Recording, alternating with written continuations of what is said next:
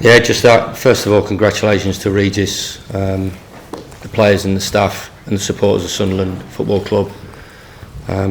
We've had the taste of Premier League and we know what a great experience it is, what the experience that they'll have next season. It's going to take quite a while to get over this, and we're going to have to suffer and go through the pain. It's been a challenging season, as we talked about. Two outstanding teams above us getting to 100 points, us to get 92 points. We reset really well. We prepared really well. It wasn't any spin or anything in terms of the preparation of the players. And going into the playoffs and going into the final was as good as I've experienced at a football club. But certain times in the game, we can look at from our point of view, which we needed to be better with, and the opportunities that have come around for the opposition, they've taken and punished us severely. I was going to say, obviously not the lead that you wanted after that. Was it just that big moments? You could have gone further ahead and then made it there. Of course, the game of football, we started off really well on the front foot, found our moment with Ty. There'll obviously be a lot of talk about the VAR. I think I'm being consistent in terms of what Regis said as well. We play 46 games, 2 playoff games, and then all of a sudden it's a subjective decision by the referee. I've got to say, I don't think the goalkeeper saves it. I don't think he gets anywhere near it. I mean, it's gone past him. But listen, that's by the by. I thought he gave them a lifeline and some real energy, but without really hurting us. Goalkeepers really had a save to make, and we started getting back in control of the game 10 minutes into the second half. We've had a couple of chances. Disappointed in terms of when a team has to open up and go for it, which they do, and we'd have been the same. I think we talked about it. They leave opportunities for you to go and punish them, and we were too loose in transition. We were too loose on the counter attack. We gave up some really good, clean opportunities to go and punish them. And if we get the second, then I think we win the game. And it's not seeing the game out, but you keep a decent shape. And as I said, I thought I never felt on the sideline sort of worried, and we needed to do something. 2 goals from our point of view are really poor. They found the finishes, but before that, the first goal, a couple of decisions that we made, and the second goal, you look at it, we secure the ball at the top of the pitch. We don't. The middle of the park is wide open, and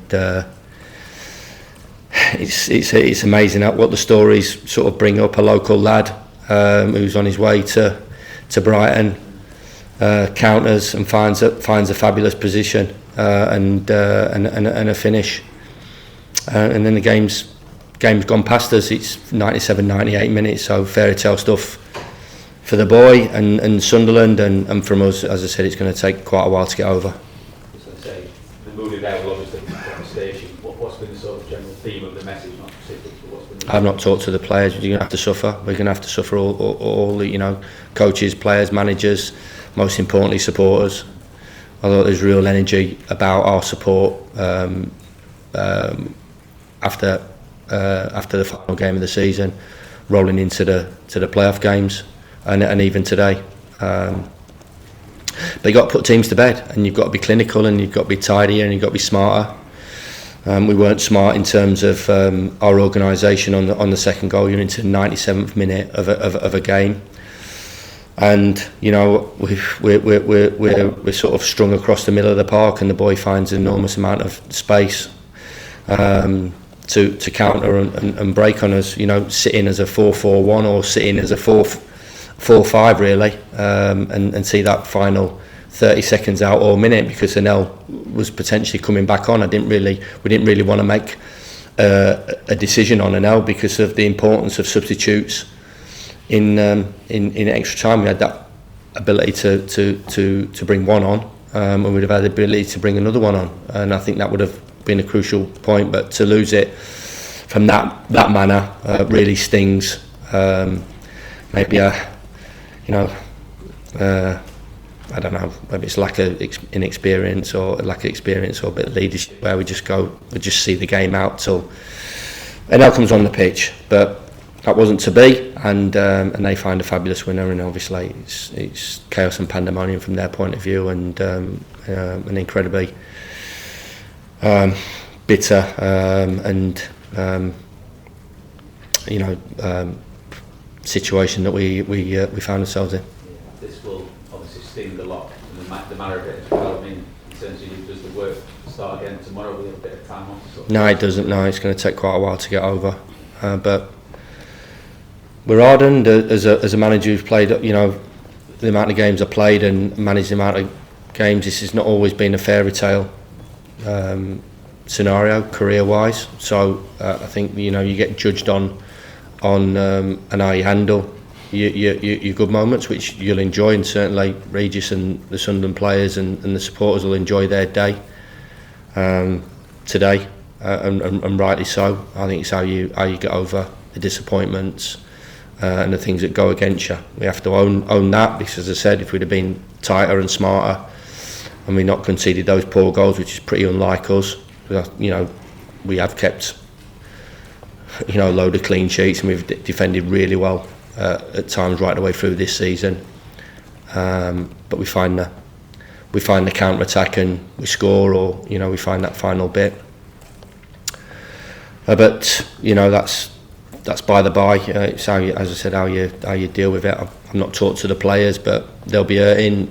We have to own it and suffer together. And most importantly, I'm just gutted for the supporters, because they really showed us a massive amount of respect and energy going into this final, and not to reward them with a win and an opportunity to play in the Premier League is incredibly disappointing.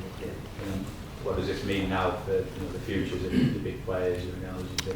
Oh no, everything pans out. Everything will take care of itself. But as you can imagine, Dan, I've not thought about futures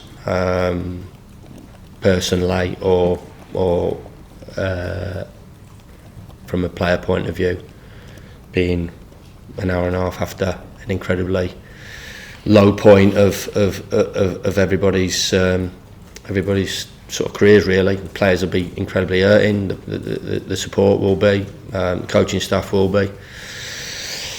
But it is what it is, and we're going to have to deal with it. So.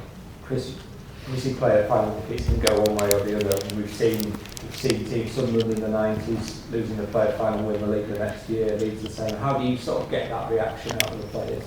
Well, it's just not a time now, Stu, really. And the big boys, and they've got to get over it if they're going to have decent careers. As I said, in terms of my career, disappointing times, personally, injuries or whatever goes with that, results, periods of careers. So they're going to have to deal with it. Ollie Arblas has had an ACL. He's going to have to deal with that sort of situation, and they're going to have to deal with not achieving something that we all dreamed for, planned for, and tried to execute. So this is part and parcel. We're in a game of sport. We're in a sport that is not straightforward. These things can happen, especially on a one-off game. It's not gone for us, but it was not luck. It's in our hands, and we have to deal with that and accept that. The game was in our hands. As I said, never really felt in danger. I think from a stats point of view, Michael's not had a save to make, and the stats point of view has not really thought that we were under a huge amount of pressure. But we have to be better and go and kill teams off, and we've not found that quality that we should have found with the players that we've got at our disposal. So it's how you personally overcome it, and there's going to be a time where we're going to have to suffer, and as I said, it's going to take quite a lot to get over this, Stu. But we'll get over it as a football club. The club's going to be here for another 130 odd years, and we had an opportunity of changing the narrative on the playoffs, and we've not taken that. So with a new season, with a new pre-season, we'll bring renewed optimism, but it's going to be tough, and that's the sport that we're in, and the game that we love. And is it a case that sort of waiting for pre-season, looking them in the eyes and trying to judge who's reacted in the right way and who's in the wrong way? Well, their careers will be defined by getting over disappointments, and they won't have a career, and they'll go under. If I look back at my career, it was defined by disappointment. I got released at Southampton when I was 18, possibly the most shattering blow you could happen to a young footballer, and end up playing over 400 games. So this is a disappointment. There's other things that happen in life that are far worse, but at the moment it hurts, of course it does, and it'll hurt for the supporters more importantly, and players. And it's how they overcome injuries, loss of form, not being in a team, not having great seasons, missing out on certain things, and not delivering in terms of what we wanted to deliver today.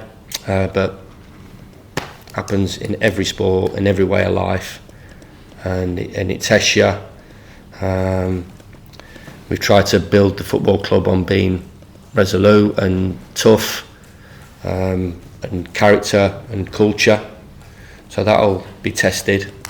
And if it isn't individually, then players are not going to progress their careers, and it's tested me. I've got no issue in terms of looking in the mirror tomorrow morning, and picking myself up and picking people around me up, and you have to go again.